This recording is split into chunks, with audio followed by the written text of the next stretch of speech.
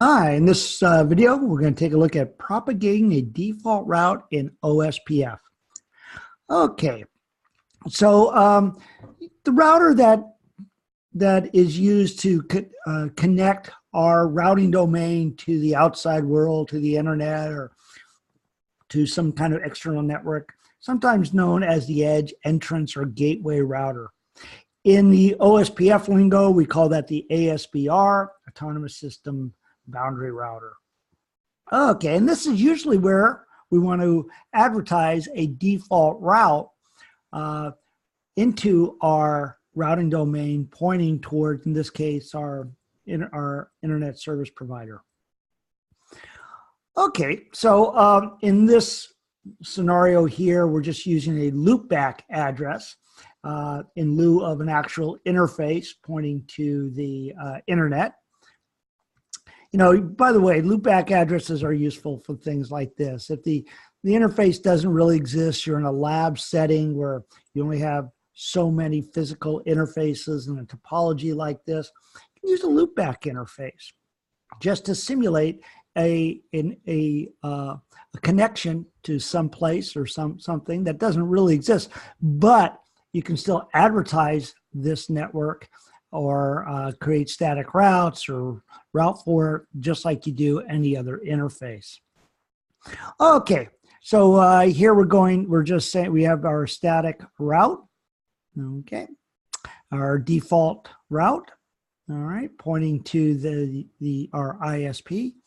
And in OSPF, we just say default information originate. And this will advertise the default route, static default route via OSPF in our OSPF routing domain. Okay, so this command here, as I've mentioned in a previous video, advertises the default route as long as there's one that exists in the routing table.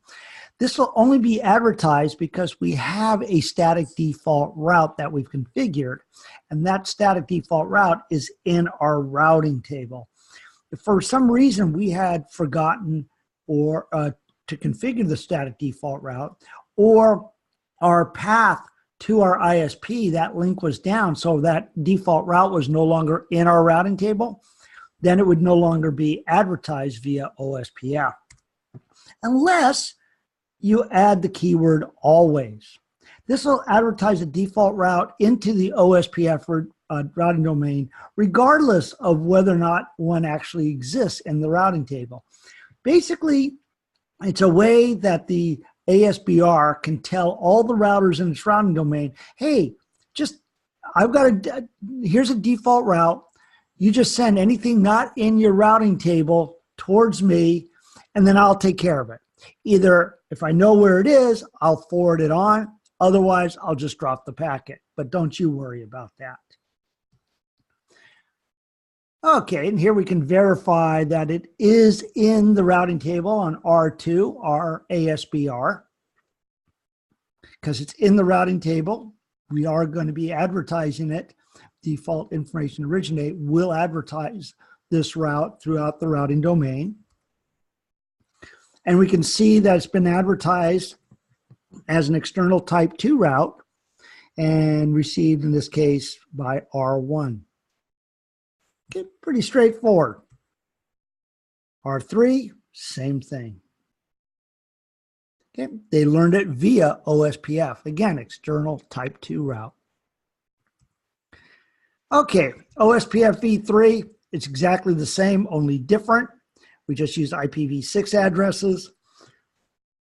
There's our loopback. There's our default route. Double colon is all zeros /0. And the next hop IP address. And again, just default information originate. Yep. And we can verify this by looking at the routing table on R2. We do have the static route. In R1, we can see that default route was advertised via OSPF. It's an external type 2 route shown on router R1.